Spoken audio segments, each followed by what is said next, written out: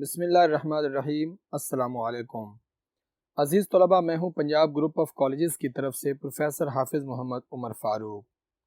عزیز طلبہ، جیسا کہ آپ کو معلوم ہے کہ ہم سال اول کی درسی کتاب کی ایک نظم ہلال استقلال کا مطالعہ کر رہی ہیں۔ ہم نے اس کے کچھ اشعار پڑھ لیے ہیں، کچھ اشعار باقی ہیں۔ آج ہمارا سبق جو ہے شعر نمبر 4 سے شروع ہوگا، تو آئیے ہم شعر پڑھتے ہیں۔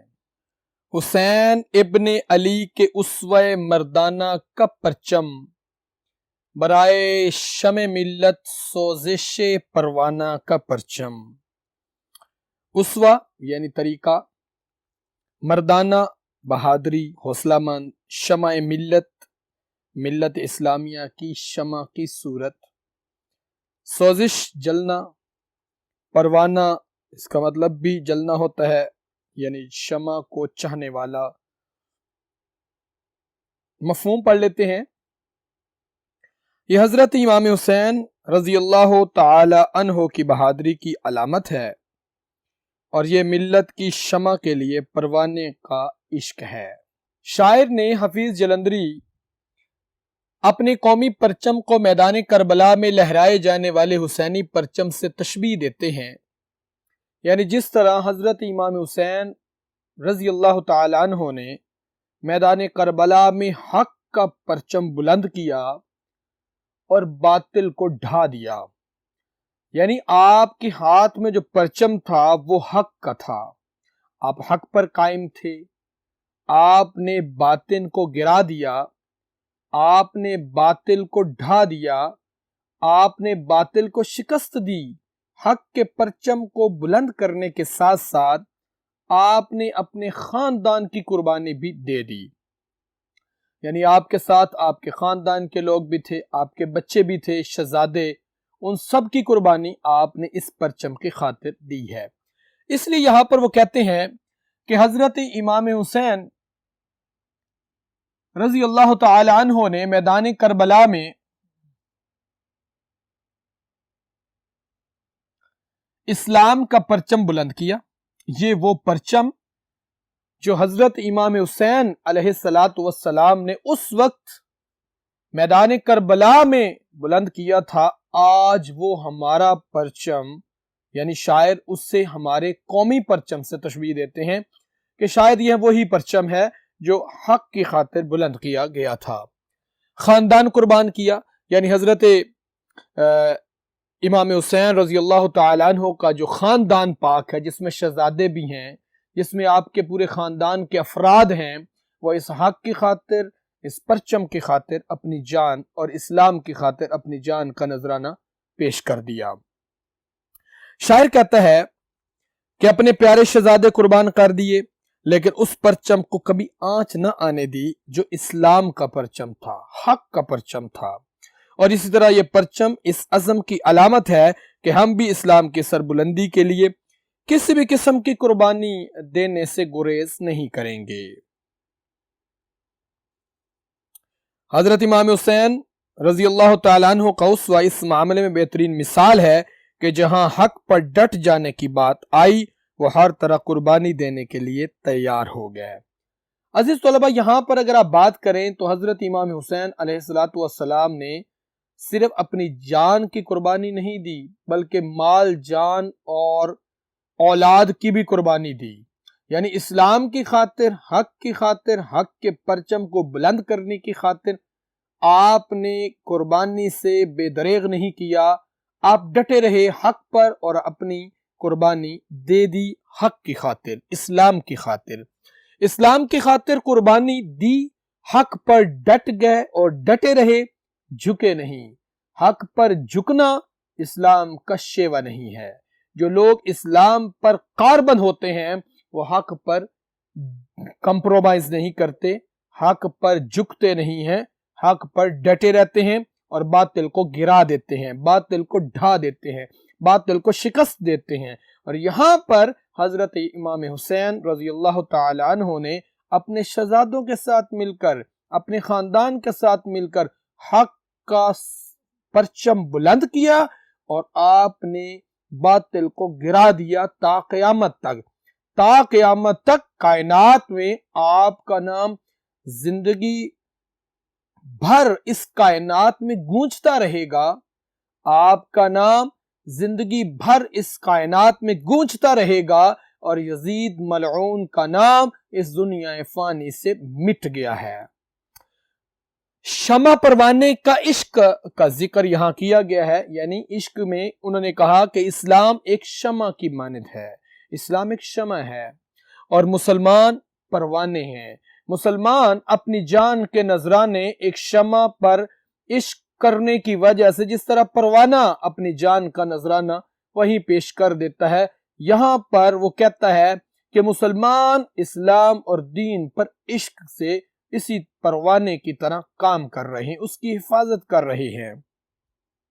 تو آئیے ہم دیکھتے ہیں، شاعر کہتا ہے کہ شمع اور پروانے کو عشق کا ذکر کر رہا ہے۔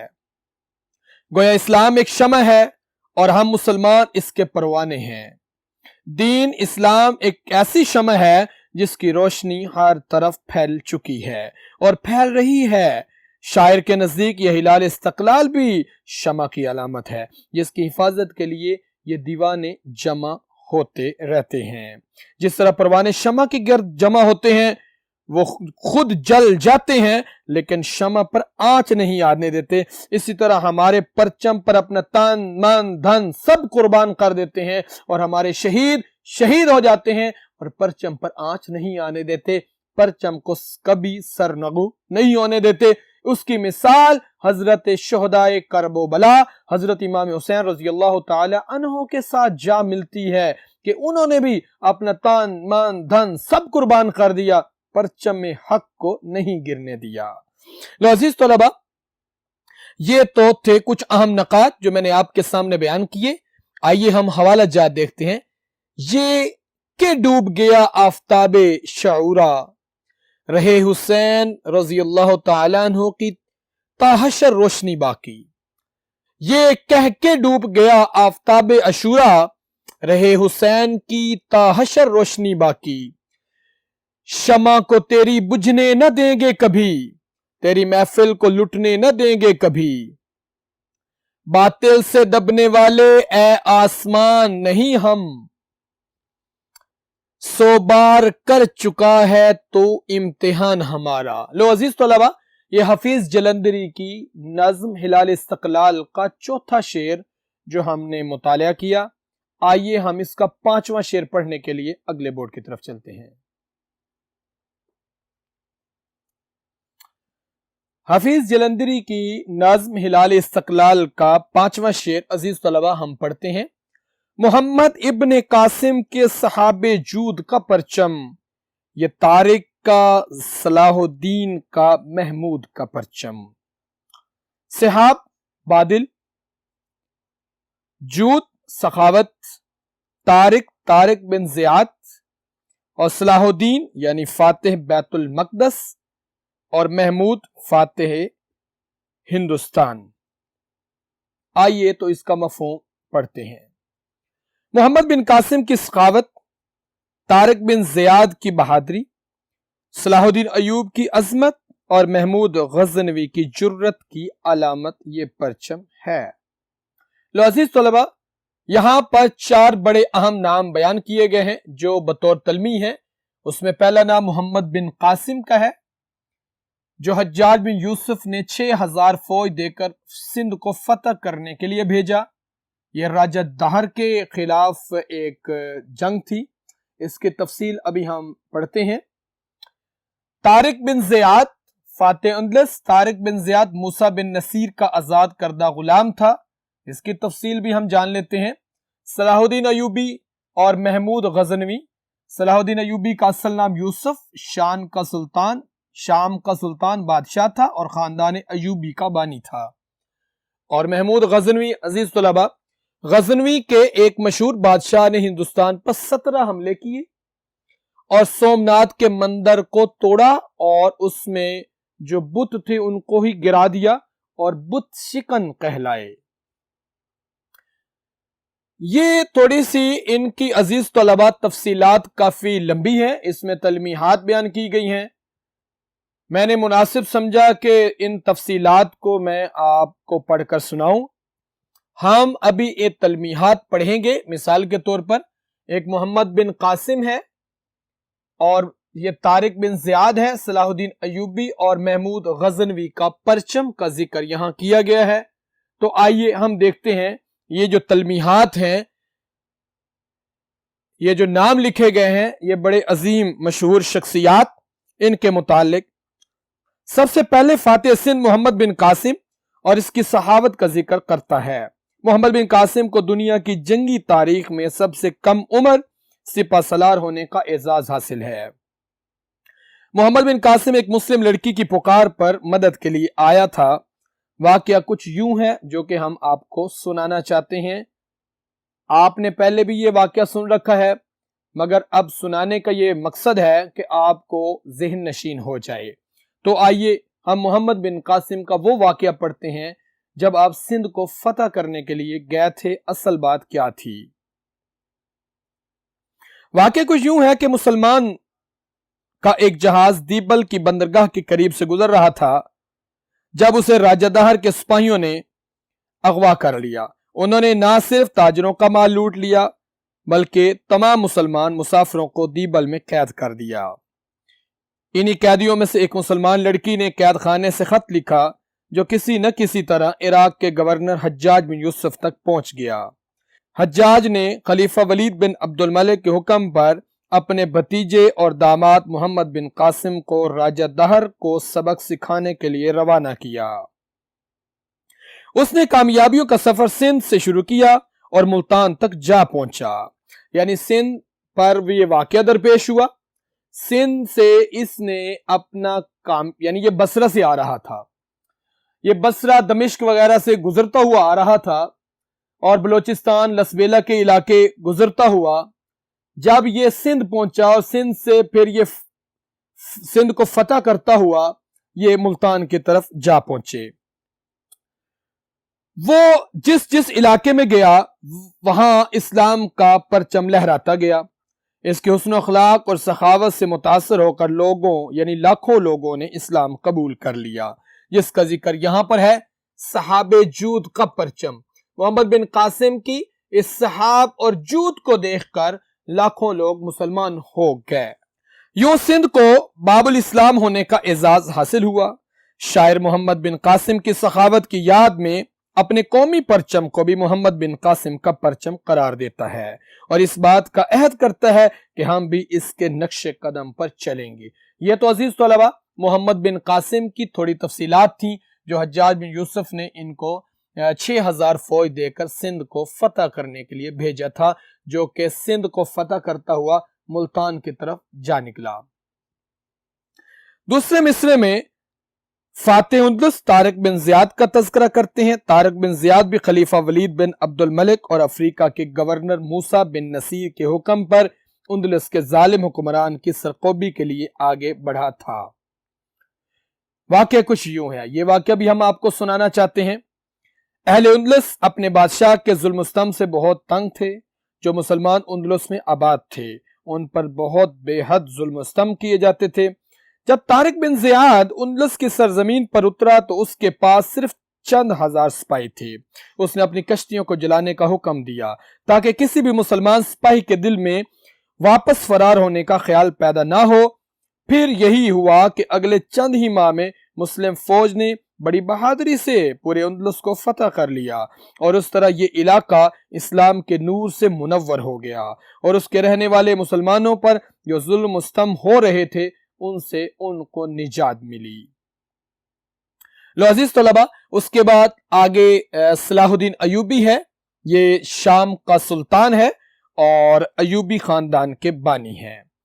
دوسری شخصیت فاتح بیت المقدس صلاح الدین ایوبی کی ہے، جنہوں نے بہادری کے ساتھ فلسطین اور بیت المقدس کو یہودیوں کے قبضے سے آزاد کروایا تھا اور وہاں ایک بار پھر اسلام کا جھنڈا بلند ہوا تھا۔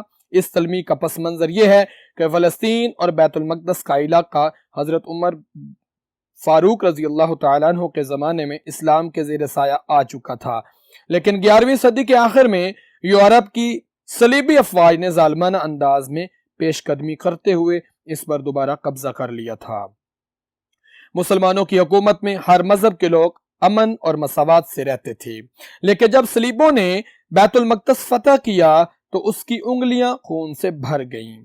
مسلمانوں کو چن چن کر قتل کیا گیا، اور اس واقعے کے 90 سال بعد صلاح الدین ایوبی نے اسے کفر کے پنجے سے آزاد کرانے کا عزم کیا، اور بڑی بہادری کے ساتھ انہوں نے یہ علاقہ واپس لے لیا۔ ہماری تیسری عظیم شخصیت محمود غزنوی، جو کہ آخری شخصیت ہے، اس کے اندر اس کا ذکر محمود کا پرچم ہے۔ آئیے تو اس کے بارے میں جان لیتے ہیں۔ تیسری شخصیت فاتح ہند سلطان محمود غزنوی کی ہے، جنہوں نے ہندوستان پر 17 حملے کیے تھے اور آخر کار فاتح بن کر ہندوستان میں داخل ہوئے تھے۔ محمود غزنوی کی آمد سے پہلے مسلمان صرف سندھ تک محدود تھے، لیکن محمود غزنوی نے ہندو راجوں کا غرور خاک میں ملا دیا، اور اس نے اپنے 17 حملوں میں قریب قریب ہر ہندو راجہ کو شکست دی، اور ان کے سب سے بڑے یعنی مرکز سومنات کے مقام پر مشترکہ ہندو فوج کو شکست فاش سے دوچار کر دیا۔ ان فتوحات کا نتیجہ یہ نکلا کہ ان کے بعد آنے والے مسلم فاتحین کو ہندوستان پر اسلام کا پرچم لہرانے میں بہت آسانی ہوئی۔ عزیز طلبہ، یہاں پر ہم یہ بتانا چاہتے ہیں کہ مولانا ظفر علی خان کی ایک نظم مستقبل کی جھلک میں نیب محمود اور الپ ارسلان کی جو ہے بشارت دیتے ہوئے وہ کہتے ہیں، وہ سمجھتے ہیں کہ آنے والے دور میں جو مسلم نوجوان ہیں یہ ایک عظیم لیڈر بنیں گے، یہ عظیم بادشاہ بنیں گے، اور یہ کامیاب ہوں گے، اور یہ وہ پرچم جو طارق بن زیاد کا پرچم ہے، صلاح الدین ایوبی کا پرچم ہے، محمود غزنوی کا اور محمد بن قاسم کا پرچم ہے، حضرت امام حسین رضی اللہ تعالی عنہ کا کربلا کا پرچم ہے، اس کو بلند کریں گے اور کسی کے سامنے نہ جھکیں گے نہ بکیں گے۔ لو عزیز طلبہ، یہ ہم نے 5واں شعر پڑھا، آئیے تو ہم اس کے حوالہ جات جانتے ہیں۔ یہ پہلا سبق تھا کتاب خدا کا، کہ ہے ساری مخلوق کنبہ خدا کا۔ اللہ کے شعروں کو مت چھیڑنا تم، ورنہ تکبیروں کے نعروں سے دنیا کو ہلا دیں گے۔ فتح نصرت کا سنہرا تاج ان کے ہاتھوں میں ہے، خالد و طارق کا پرچم ان کے ہاتھوں میں ہے۔